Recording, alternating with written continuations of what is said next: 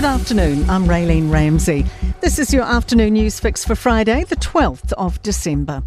Former Gloriavale leader Howard Temple has been denied home detention and will instead spend more than 2 years in prison. The 85-year-old has been jailed for 26 months after admitting a series of indecent offences against 6 girls and young women at the isolated Christian community, spanning 2 decades. Herald reporter Anna Lesk says one victim told her she didn't specifically want Temple imprisoned, only that he be held fully to account for his actions. She was shocked that the judge handed that sentence down, but at the same time, she was really pleased that that indicated the judge really saw and heard the victims.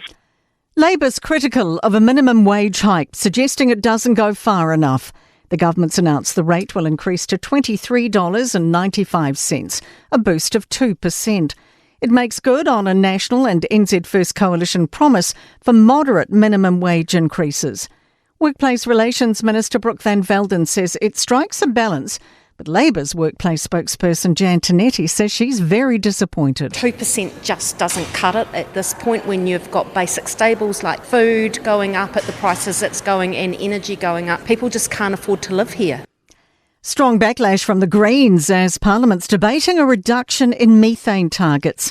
A bill setting a reduced methane target range for 2050 is undergoing urgency hearings in the House today.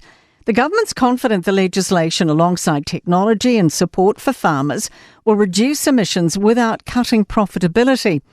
Green MP Francisco Hernandez suggests this is not beneficial to the rural community. It betrays farmers by exposing them to trade risks, billions of dollars in trade agreements, and wider reputational risks for the green premium of the clean, green New Zealand brand. Police are praising the public after a confidential tip-off helped disrupt the supply of meth in Te Whangamata on the Coromandel Peninsula. The tip-off led to officers locating 16 grams of meth during searches at 2 separate addresses on Wednesday. A 34-year-old man now faces charges of possession for supply and obstructing police. Lawyers for the man accused of killing Conservative activist Charlie Kirk are trying to restrict media access to his trial. 22-year-old Tyler Robinson has made his first in-court appearance in the US state of Utah.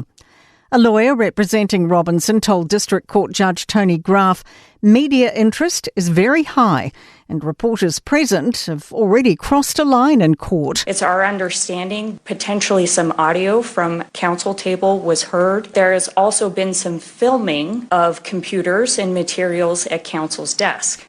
Robinson is yet to enter a plea on charges including aggravated murder. To sport, New Zealand have thrashed the West Indies by 9 wickets in the second cricket test in Wellington to take a 1-0 lead in the 3-test series. Still no sign of a return from injury for All Whites captain Chris Wood. The striker didn't feature again for Nottingham Forest as his English side claimed a 3rd Europa League victory this season. And English teen ace Luke Littler's begun his World Darts Championship title defence with a comfortable win at London's Alexandra Palace. That is your latest news fix. We'll have another one for you tomorrow morning from the Newstalk ZB newsroom.